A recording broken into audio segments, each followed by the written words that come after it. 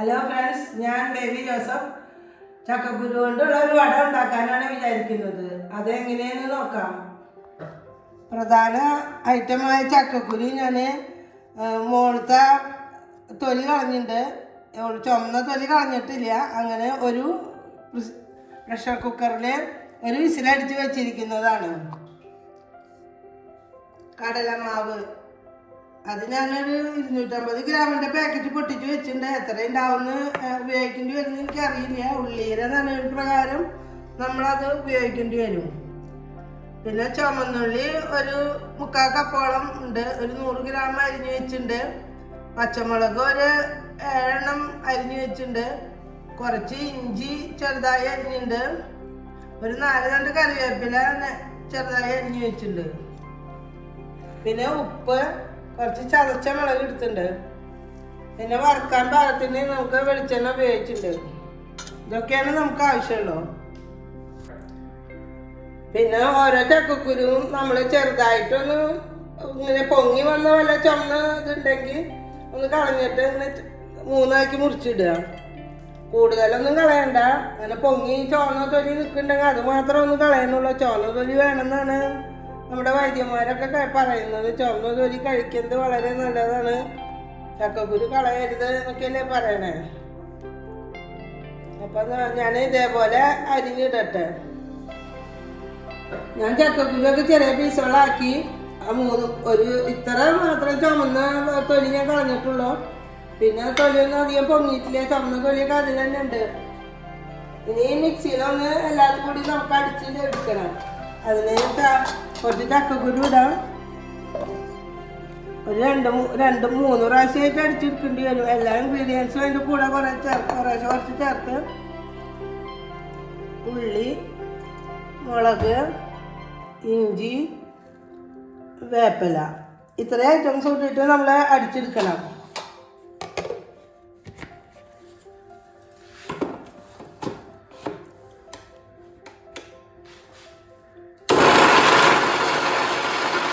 ഞാൻ ചുവന്നുള്ളി കൊച്ചുള്ളിയാണ് എടുത്തിട്ടുണ്ടായിരുന്നത്. ഒരു 100 ഗ്രാം ഉണ്ടായിരുന്നു. ഉള്ളിയും പച്ചമുളകും വേപ്പിലയും എല്ലാം കൂടി 3 പ്രാവശ്യമായിട്ട് അടിച്ചെടുത്തു.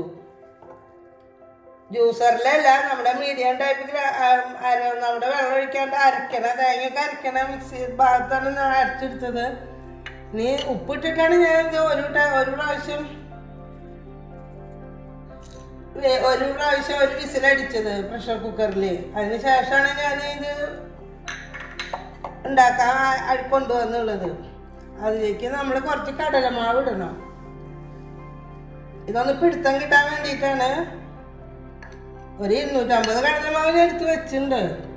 അത് അത്രയൊന്നും വേണ്ടി വരില്ല എന്നുകൊണ്ട് കുറച്ച് വേണ്ടി വരുള്ളൂ. ഞാൻ 250 ഗ്രാമിൻ്റെ പാക്കറ്റാണ് മേടിച്ചത്. അപ്പം അതുകൂടെ എടുത്ത് വെച്ചു. അതൊരു പാത്രത്തിൽ എടുത്ത് വെച്ചു എന്ന് മാത്രം. കുറച്ച് വേണ്ടി വരുന്നുള്ളൂ. നന്നായി വേവിച്ച് വെള്ളം കളഞ്ഞ് നല്ല ഡ്രൈ ആക്കി വെച്ച കാരണം അധികം കടലമാവിൻ്റെ ആവശ്യം വരില്ല. ഒരു പിടുത്തത്തിനാണ് നമ്മൾ കടലമാവ് ഉപയോഗിക്കുന്നത്. കുറച്ച് ചില്ലി ഫ്ലേക്സ് ഇടണം.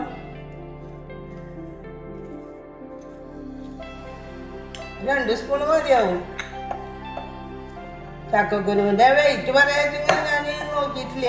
ഞാനൊന്ന് എണ്ണി നോക്കി. ഒരു 80 ചക്കക്കുരു എടുത്തിട്ടുണ്ട്. വട ഉണ്ടാക്കുമ്പോൾ പിള്ളേർക്കൊക്കെ ഇഷ്ടമല്ലേ.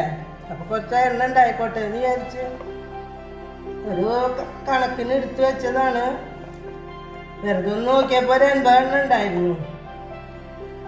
ആവശ്യത്തിന് വലുപ്പമുള്ള ചക്കക്കുരു ആയിരുന്നു. ചില്ലി ഫ്ലേക്സ് കുറച്ചും കൂടി ഇടുന്നുണ്ട്. ഇതിന് കുറച്ച് മധുരം ഉണ്ടാവൂലേ ചക്കക്കുരുവിന്. അപ്പോൾ ഒരു ചെറിയ എരിവ് മുന്നിൽ നിന്നാലാണ് ടേസ്റ്റ് ഉണ്ടാവുന്നതാണ് എൻ്റെ ഉദ്ദേശം. ഇപ്പോൾ ഒരു വിധം പാകമായി. ഇനി അധികം കടലമാവൊന്നും ചേർക്കണ്ട. ആദ്യം ചെറിയ ബോൾസാക്കി വെക്കുന്നുണ്ട്. അതിന് ശേഷം നമുക്ക് വട ഉണ്ടാക്കാൻ പറ്റുള്ളൂ. അപ്പോൾ എണ്ണയിലിടുമ്പോൾ നമ്മൾ ഷേപ്പാക്കിയിട്ട് അങ്ങോട്ട് ഇടാം. ഇപ്പം ആദ്യം നമ്മൾ ഉരുളകളാക്കിയിട്ടാണ് നന്നായി കുഴച്ച് വെക്കുന്നത്.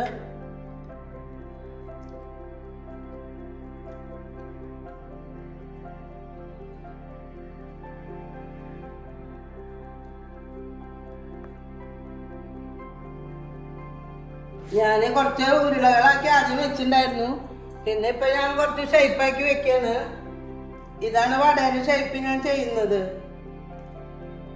ആദ്യം ഉരുളകളാക്കി അതിന് ശേഷം ഇതേപോലെ പ്രസ് ചെയ്തിട്ട് ഉണ്ടാക്കാണ്. ഒന്ന് ഏതാണ്ട് ഒരു റൗണ്ട് കട്ട്ലേറ്റിനെക്കാട്ടൊരു വ്യത്യാസമുള്ള റൗണ്ടായിട്ടാണ്.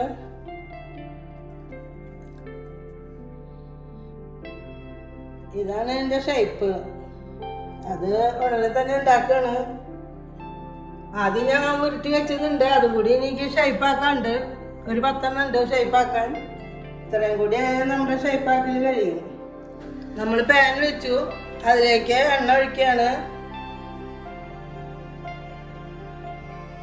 ഇത്രയും എണ്ണ ഒഴിച്ചാൽ മതി. നമുക്ക് വടയിലേക്ക് അധികം കടലമാവൊന്നും വേണ്ടി വന്നില്ല.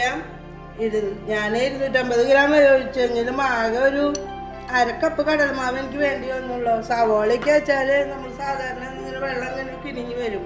ചെറുള്ളിയായ കാരണം അധികം വെള്ളത്തിൻ്റെ പ്രശ്നമൊന്നും ഉണ്ടായില്ല. ഒരു 30 വട റെഡിയാക്കി വെക്കാൻ പറ്റി. ഇനി അത് നമുക്ക് വറുത്തെടുക്കാം. എണ്ണ ഒന്ന് ചൂടാവട്ടെ. എണ്ണ ചൂടായി. നമുക്ക് വടകൾ ഓരോന്ന് എണ്ണയിലേക്ക് ഇടാം. ഇടുമ്പോൾ ചൂടുണ്ടായിക്കോട്ടെ.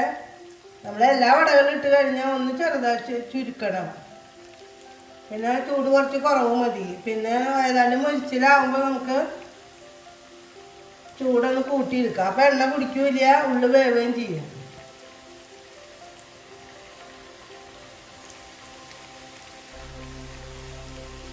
എനിക്കൊരു 10 വട ഇടാൻ പറ്റിയിട്ടുണ്ട്.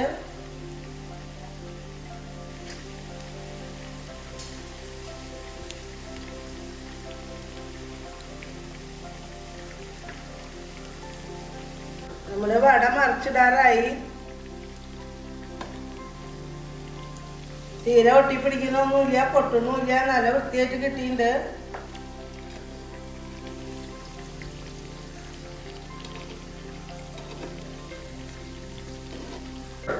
നമ്മുടെ വട എടുക്കാറായി.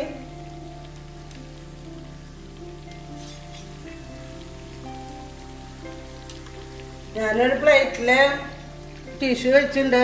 അതിലേക്കാണ് എണ്ണ പിടിക്കാൻ വേണ്ടിയാണ്. ഇനി എണ്ണയുടെ ഇതൊന്നും ഉണ്ടാവണ്ടല്ലോ. ടിഷ്യൂ വെച്ച് സെറ്റ് ചെയ്ത് വെച്ചിട്ടുണ്ട്. അതിലേക്കാണ് ഇടുന്നത്. നമ്മൾ ചൂടോടുകൂടി വറുത്തുമ്പോൾ എപ്പോഴും പൊട്ടണ പ്ലേറ്റിൽ തന്നെ വിടുന്നതാണ് നല്ലത്. പ്ലാസ്റ്റിക്കോ സെറാമിക്കോ ഒന്നും പ്ലേറ്റിലൊന്നും ഇടണ്ട.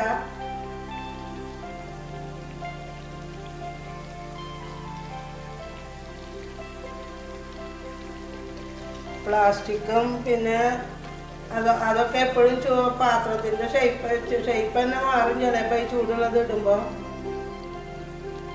അതുകൊണ്ടാണ് ഗ്ലാസിൻ്റെ പാത്രത്തിലാണ് നമ്മൾ ഇടുന്നത്.